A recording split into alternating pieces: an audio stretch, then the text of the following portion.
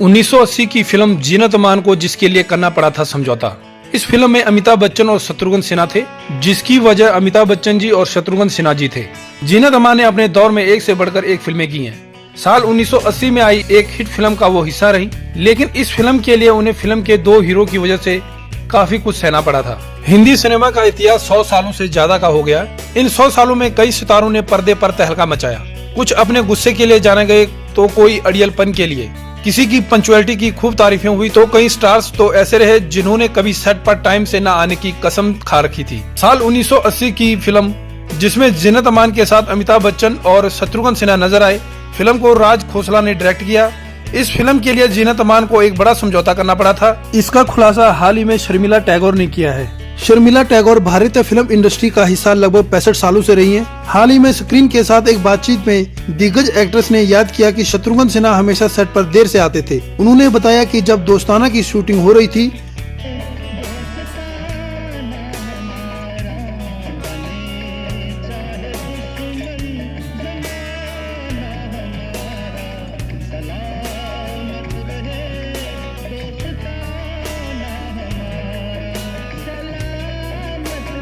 तो अमिताभ बच्चन अपने schedule timing के पक्के थे, लेकिन शत्रुघ्न सिन्हा हमेशा देर से आते थे। इस कारण से जीनत अमान को अपने शेड्यूल के लिए दोनों स्टार्स को लेकर समझौता करना पड़ा था। शर्मिला टैगोर ने याद करते हुए कहा, शशि कपूर के बाद अमिताभ बच्चन ही एकमात्र ऐसे एक्टर रहे जो समय पर सेट पर आते थे। दोस्ताना में अमिताभ बच्चन, शत्रुघ्न सिन्हा और जीनत अमान थे। शत्रुघ्न सिन्हा हमेशा देर से आते थे। अनुपमा एक्ट्रेस ने आगे बताया कि शत्रुघ्न अपनी शादी में भी देर से पहुंचे थे और संसद सदस्य के रूप में भी देर से आते थे। उन्होंने तंज करते हुए कहा कि शत्रुघ्न सिन्हा टाइम पर आने के कभी काबिल नहीं हुए। जीनत अमान ने अपने शेड्यूल को दोनों के मुताबिक मैनेज किया।